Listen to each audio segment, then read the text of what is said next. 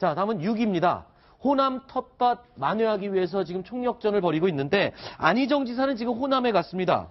호남에 갔고 안철수 전 대표는 또 대구를 갔네요. 그런데 이 안희정 지사가 벌교에서 우리 농산물을 생산하는 농원에 들렸다고 그러는데 이 화면 저희가 한번 보여드리겠습니다. 함께 보시죠.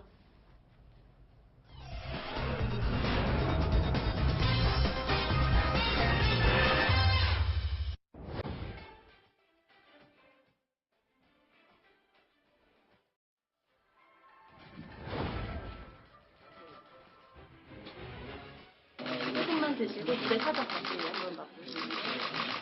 그걸 섞어주라는 분도 있고 그냥 내버려 둬야 된다는 분. 제가 한번 먹어보겠습니다. 와 좋다.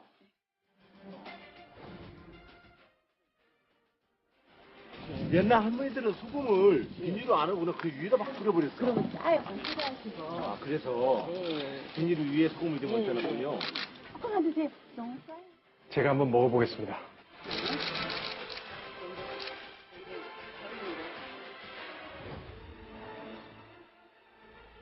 유기농 쌀 일반 쌀보다 더 빨리 벌레가 생기고요.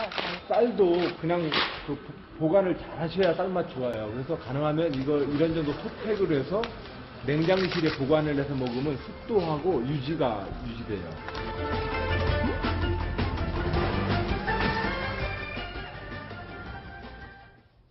아우, 뭐 오늘 저 정도의 화면 연출하려면요. 몇 시간 찍어야 됩니다. 근데 굉장히 많은 행사를 지금 치른 것 같은데 이렇게 호남에 정성을 쏟는 이유 다 있죠? 네, 사실은 오늘 한국갤럽에서 나온 여론조사 지지율이 네. 있는데요. 문재인 대표하고 안희정 지사하고 이렇게 1%포인트씩 이렇게 깎였지만, 네. 표면적으로는 둘이 같이 깎였지만, 이렇게 지금 최근 지지율이 굉장히 상승하고 있던 안희정 지사의 지지율이 주춤했다는 점에 주목을 해야 되거든요. 그렇군요. 네, 안 지사는 이 선한 의지, 이 발언 이후에 호남 지지율이 좀 떨어진 게 아니냐, 이런 분석이 나오고 있는데요. 호남이 중요한 이유는 일단 민주당 경선이 4개 권역별로 실시를 하는데 그 호남에서 가장 먼저 이 경선을 합니다. 그래서 그게 중요하고 노무현 전 대통령도 2002년 당시에 호남에서 1위를 하면서 당시 대세론이던 이인재 후보를 좀 꺾고 승기를 잡았던 그런 경험이 있습니다. 지금 이제 호남을 왜 가장 많이 가냐면 지금 보시면 알겠지만은 21%에서 안희정 지사 같은 경우는 18%에서 3% 내려왔지 않습니까? 매직 넘버가 깨졌어요. 예. 그런데 문재인 전 대표 같은 경우는 오히려 11%가 더 올라가죠. 30에서 43% 올라갔지 않습니까? 네. 그러니까 저게 뭐냐면은 바로 안희정 지사가 부산에서 박근혜 대통령의 선한 의지 얘기를 했거든요. 그렇죠. 그 이후에 호남에서는 그것이 상당히 영향을 미친 겁니다. 그러니까 싫었던 거죠, 그 얘기가. 호남에 빨리 가서 이걸 많이로 해야 되겠다 네. 하고 지금 호남을 간 거죠. 그렇군요. 자, 이 안희정 지사는요, 오늘 순천에서는 또 토론회까지 했습니다. 아, 정말 바쁜 것 같습니다. 이 토론회에서 인사말을 했는데요. 뭐라고 인사했는지 함께 들어보시죠. 호남 시민들의 그 상식은 왜곡되었고 우리 사회의 많은 정치와 정당의 의제들은 지역주의 정당 구조에 죄다 빠져버렸습니다. 모든 정치 세력과 소신과 신념과 정책이란 이름으로 경쟁할 수 있는 공정한 민주주의 운동장을 만들겠다. 저는 그것이 김대중 노무현의 미완의 역사를 잇는 저 안희정의 도전이라고 여러분께 말씀 올립니다. 종북 잡발이라고 욕하는 이 낡은 정치를 반드시 끝냅시다. 네, 힘차게 이제 포부를 밝히는 인사말을 했는데 지금 조금 전에 우리가 얘기했던 선한 의지 발언 때문에 지지율이 호남에서 떨어졌는데 오늘 순천 토론회 가서 저 선한 의지 발언 때문에 아내에게 혼났다고 고백을 했다면서요, 안 지사가. 네, 안 지사가 어떻게 얘기를 했냐면은 아내한테 깨졌다. 하루 저녁에 깨졌다. 이렇게 네. 얘기를 했습니다. 왜 예를 들어도 그렇게 극단적인 예를 들어서 옷을 네. 사느냐 이런 말을 들었다고 하는데요. 안 지사는 안에서도 시달리고 밖에서도 시달리고 해서 좀 위로를 해달라고 이렇게 얘기를 한 건데 네. 뭐 이렇게 하느냐 했더니 아내분 나도 화가 나서 그랬다. 네. 그러면서 이런 얘기에 대해서는 조금 희석하려는 게 있는데 네. 사실 그 종북 좌빨 이거 아까도 얘기 나왔지만 낡은 네. 정치를 끝내고 싶었다. 네. 노무현 정치를 잊고 싶었다. 이런 거를 강조하기 위해서 또 한 얘기가 아닌가 싶습니다. 네. 저도 이 뉴스 탑10 지난 월요일 날 첫 방송하고요. 집에 가서 아내에게 혼났습니다. 왜 이렇게 떨고 버벅대냐고. 그래서 저도 그랬습니다. 떨려서 그랬다. 그렇게 얘기를 했습니다. 제가 안희정 지사를 위해서 약간 변명을 해드리자면 원 발언을 보면 좋은 정치를 하려고 했겠지만 네. 법과 제도를 따르지 않아 문제가 됐다. 그랬죠. 그 부분이 더 강조하는 점이 나타있죠. 앞에는 전제고 뒤에가 결국은 법과 제도를 따르지 않아서 문제가 됐다는 얘기고요. 선한 의지로 좋은 정치를 하시려고 했지만 뜻대로 안 된 것이다. 그렇죠. 그 뒤에 사실은 방점이 있는 거거든요. 그리고 K재단, 미르재단도 대기업들의 많은 좋은 후원금을 받아 동계올림픽을 잘 치르고 싶은 마음이었을 거라 생각을 하지만 법과 제도를 따르지 않아 문제가 발생했다. 사실은 뒤에 방점이 있는 건데 네. 그럼에도 불구하고 정치인이라고 하는 분들은 네.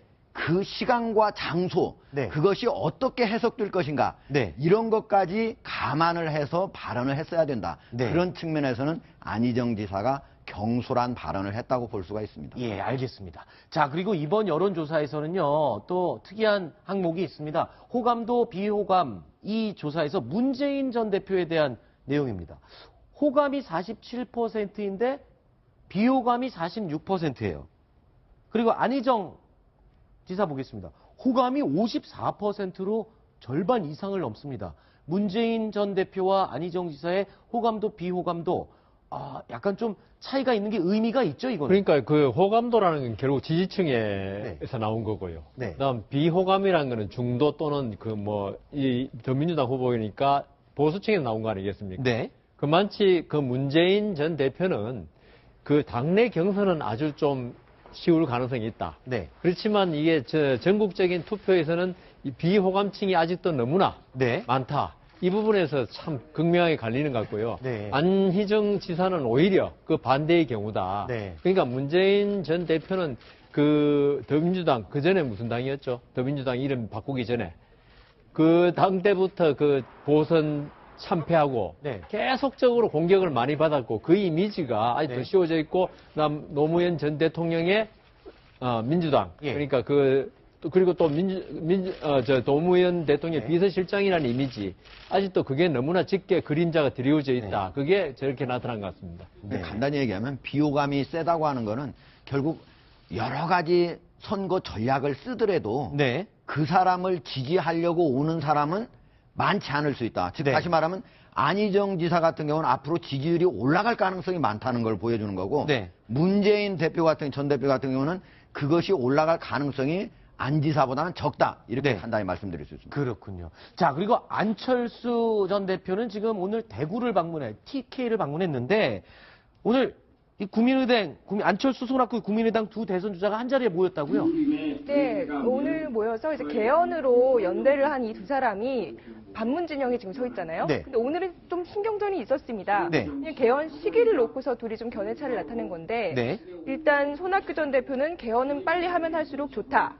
국회가 또 주도를 해야 된다. 이렇게 주장한 반면에 안철수 전 대표는 아니다. 2018년 지방선거 때 개헌을 해야 된다.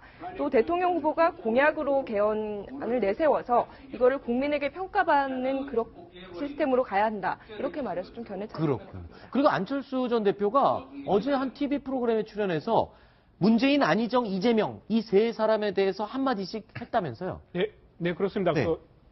그 일종의 안철수가 본 다른 대선 주자들 이런 느낌인데요. 네. 문재인에 대해서는 경쟁자다라고 했습니다. 그러나 단서는 있습니다. 이길 수 있는 경쟁자다. 네. 그리고 안희정은 집안 사람이다. 두 사람 모두 안희정 씨와 안철수 씨 모두 수능 안 씨로 네. 한 집안 사람이다. 이런 얘기를 했고요. 이재명은 친구다라고 했습니다. 두 사람 네. 모두 아무런 정치적인 자산이 없이 자신의 힘으로만 안철수 전 대표의 경우에는 자신의 힘으로 당을 하나 만든 것이고요. 네. 이재명 성남시장 같은 경우에는 지금 큰 지지 세력이 큰 기반이 없는데도 불구하고 높은 지지율을 보이고 있기 때문에 자신과 같은 정치 벤처다 이런 얘기를 한 것입니다. 그렇군요. 이 친구 얘기를 해서 그런가요? 이재명, 안철수 이 두 사람 SNS로 친구 맺었다면서요? 네, 남자들끼리 브로맨스 같은 이런 느낌도 드는데요. SNS 계정에 이렇게 아예 올렸습니다. 이재명 시장 같은 경우에는 안철수 의원이 고맙습니다. TV 출연해서 문재인과 이재명 중에서 가장 저랑 맞을 것 같다. 이런 질문에서 자신을 선택해주고 화이팅까지 외쳐줬다. 그래서 너무 고맙다. 그리고 안철수 의원 또 화이팅 이렇게 썼고요. 안철수 의원도 이재명 시장님, 안철수입니다. 반갑습니다. 처음 소통하는데 정말 언제 만나서 차 한잔 하시죠. 이렇게 답변을 했습니다. 그렇군요. 제가 보기에는 네네. 안철수 의원 입장에서 네. 이재명 시장 같은 경우는 자기 표를 깎아먹을 수 있는 사람이 아니에요. 아, 그렇군요. 그러니까 예 어떻게 보면 진보 쪽에서도 상당히 좀 네. 좌측으로 더 가 있는 사람이거든요. 네. 그러니까 상호 서로 축혀주더라도 아무런 표의 차이가 없는 사람이다. 아마 네. 그런 것도 작용을 하지 않았을까 이런 생각도 해봅니다. 네, 맞습니다. 만약에 대선 주자가 두 사람 모두 당대표로 나간다면 이런 얘기가 또 쑥 들어가면서 또 다른 설전이 오갈 것이 분명합니다. 네, 그렇군요. 자, 그리고 이 노무현 전 대통령의 장모죠. 권양숙 여사의 어머님이 돌아가셨다고요? 예, 노무현 대통령의 장모님이시죠. 권양숙 여사의 어머님이 그 봉화마을에서 지금 별세를 하셨습니다. 그래서 향년 96세이신데요. 그 현재 지금 봉화마을에서 그 여러 주자들이 내려갈 것으로 계획을 하고 있습니다. 네, 지금 오늘 방금 들어온 따끈따끈한 현장 화면인데 지금 뭐 빈소에 이제 여러 정치인들이 와서 조문을 하고 가겠죠. 이 자리에는 이제 그 노무현 전 대통령과 관계된 정치적으로 관계된 모든 사람들이 와서 아마 오늘 밤 안으로 조문을 하고 갈 것이라고 생각이 되는데 예. 문재인, 아마 이제 안희정 두 분은 당연히 오겠죠. 예, 당연히 옵니다. 근데 이제 권양숙 여사가 원래 이제 저거를 좀 조용히 치르고 싶다. 그래서 문재인 후보 같은 경우에는 후보라고 하면 안 되죠. 예. 문재인 네. 의원 같은 경우는 이제 네. 비공식 그러니까 밖에 드러내지 않고 비공개로 네. 잠시 이렇게 왔다가 갈 거고 안희정 지사 같은 경우는 아마 내일 정도에 가는 걸로 알고 있고요. 그다음에 이재명 시장 같은 경우는 본인이 직접 가지 않고 부인을 보내는 걸로 그렇게 알고 있습니다. 일단은 뭐 정치적으로 지금 입지에 따라서 이번에 조문하는 사람들도 상당히 많이 의미가 있을 것 같아요. 그렇죠? 예. 네, 맞습니다. 그런데 약간 좀 다른 점이 있는데요. 네네. 민주당 주자들은 갑니다. 아, 그래요? 예, 근데 국민의당에서는 약간 지금 어떻게 할지 확실한 얘기를 하지 않고 있습니다. 그래서 네. 박지원 대표 같은 경우에는 별도의 조문 계획은 그쪽 측에서는요. 별도의 조문 계획은 없는 것으로 알고 있다. 이렇게 얘기를 하고 있고 안철수 전 대표 측에서도 지금 아직 별다른 계획은 없는 것으로 알고 있다. 이렇게 답변했습니다. 네, 알겠습니다. 자, 다음 순위 또 알아보겠습니다. 다음 순위 확인하겠습니다.